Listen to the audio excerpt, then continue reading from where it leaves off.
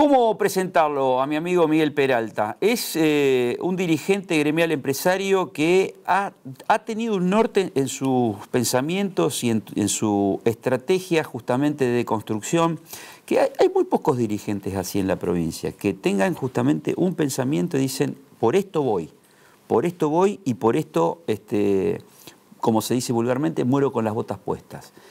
Él ha pensado en hacer crecer a un parque tecnológico del Centro Norte y una rueda de negocios, una matriz de pensamiento de negocios en el Centro Norte de la provincia de Santa Fe, que realmente ojalá hubiera 100 personas que piensen así como Miguel Peralta. Yo creo que el Centro Norte de la provincia sería catalogado de otra forma en el país, porque tiene muchísima riqueza económica desde el sector productivo en un momento, como lo mencionábamos antes, de matriz de pensamiento extractivista y de patria financiera, y no volcando hacia la inversión tecnológica, hacia el conocimiento. Bueno, justamente Miguel Peralta apostó a eso y está todavía trabajando en eso para que el conocimiento sea la tonelada Foresport de la provincia de Santa Fe para entrada de divisas.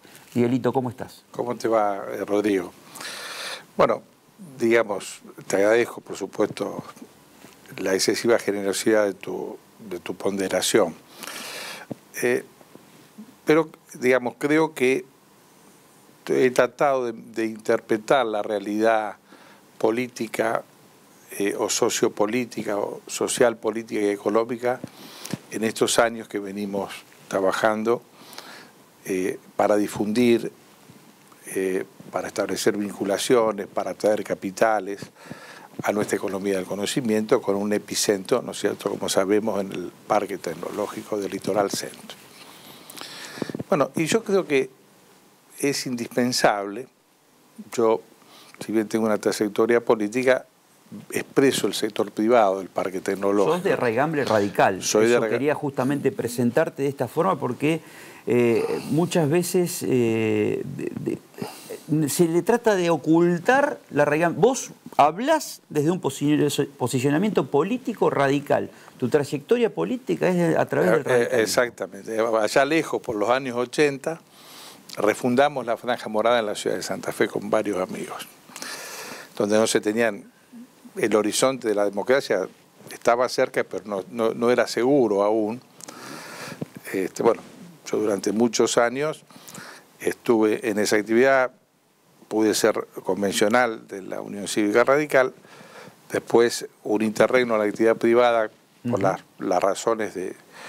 Yo también he sido abogado de un medio acá y ejecutivo que me hacía incompatible la cuestión partidaria, con lo cual hice un paréntesis, que fue Cable Video, el emblemático cable. Nada más ni nada menos que el cable más importante que todo el Centro Norte de la provincia. Efectivamente. Bueno, pero digo, como en toda actividad, uno que ha tenido la posibilidad y la suerte de tener alguna lectura, vinculaciones, tenemos que ver cuál es la cancha donde vamos a jugar, cuáles son las reglas de juego, cuáles son las condiciones. Y en ese sentido, mi mirada para esta coyuntura, como en otros momentos de la historia, fueron otras reglas y debimos, quienes ocupamos lugares institucionales, interpretarlas y actuar en consecuencia y establecer articulaciones en beneficio del ámbito que representamos, de la entidad que representamos. Hoy no podemos analizar, hace bastante, ¿no?, pero hoy menos aún, la cuestión o la coyuntura política sin mirar la geopolítica, sin mirar sin ninguna duda el mundo, sin mirar la globalización. Y mi mirada, que opinión que generosamente ha recogido el diario La Opinión de Rafaela, pero mi mirada es que en esa pelea a partir de la globalización entre Occidente y Oriente, entre Estados Unidos y China como ejes emblemáticos, Estados Unidos la locomotora de Occidente, donde en los vagones va la devaluada Europa, occidental, ¿no? Bueno, China ha sido el foco de atracción de los capitales internacionales. Es insoslayable cuando se establecen en reglas de juego de la globalización que las grandes multinacionales, para tener posibilidad de competir, inviertan en países con iguales condiciones. Entonces, desde la mirada del gran capital, conforme a esta regla de juego, donde los estados están debilitados, están subordinados, la agenda... Hacia capital privado. Exactamente.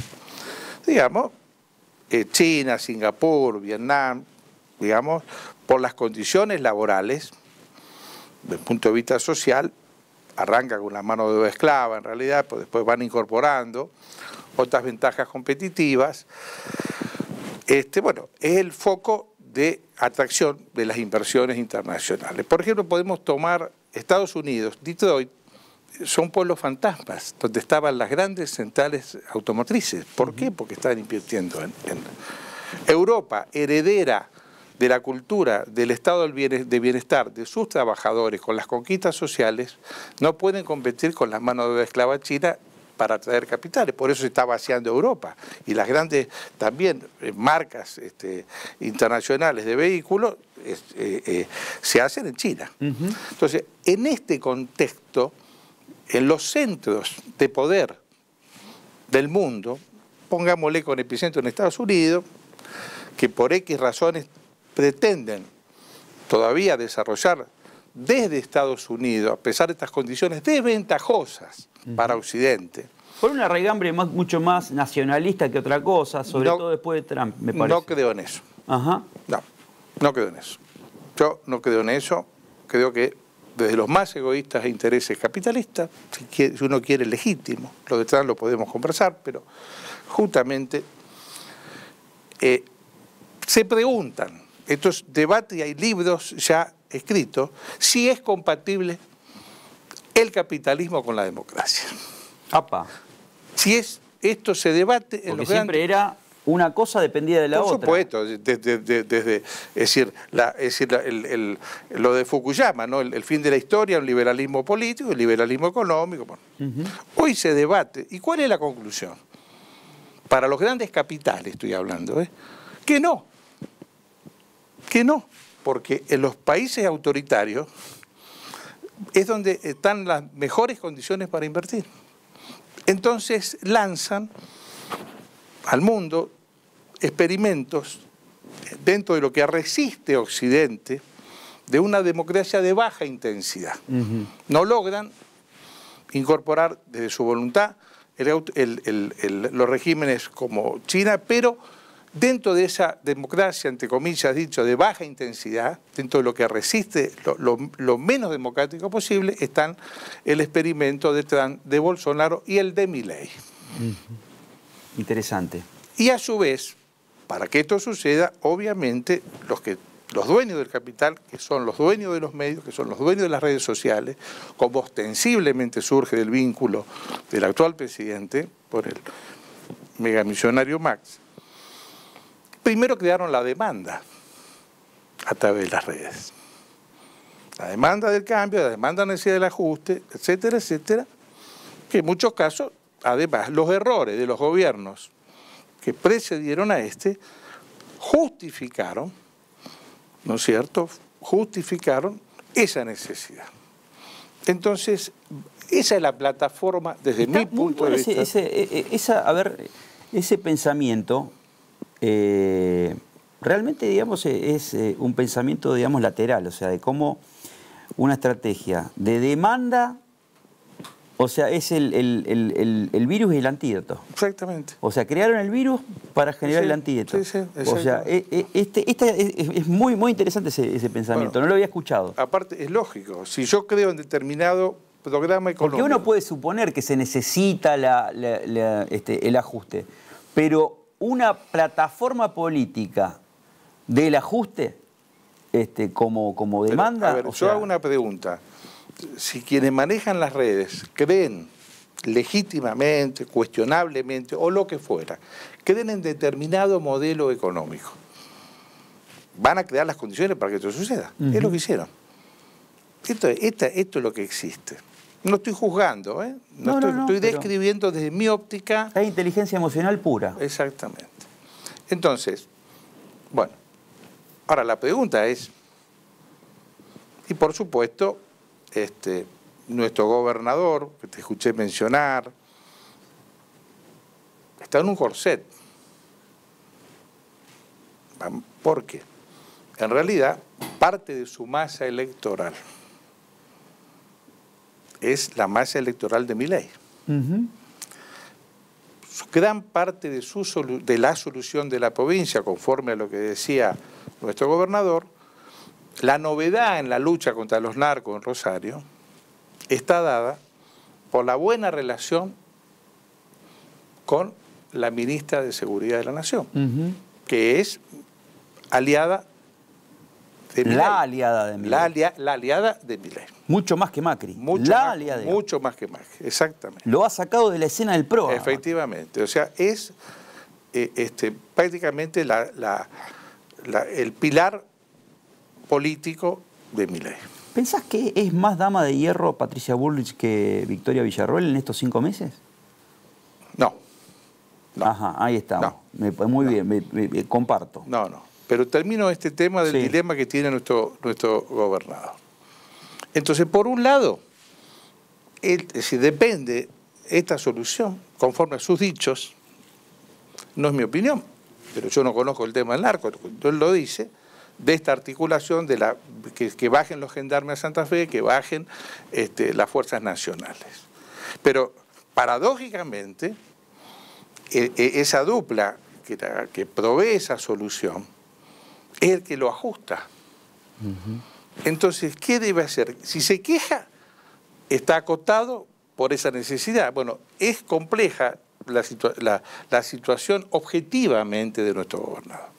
Y además agregarle que una masa importante de su base electoral... Sí, tocá los ítems, digamos, porcentuales de demografía electoral y es 62-62. Exacto. Bueno, por eso digo que tiene esa... Bueno, ahora bien, no quiero, respecto a la pregunta que no quiero evitar ninguna respuesta, yo considero, es decir, que es una persona, mirándola como en un tablero de ajedrez, ¿no es cierto?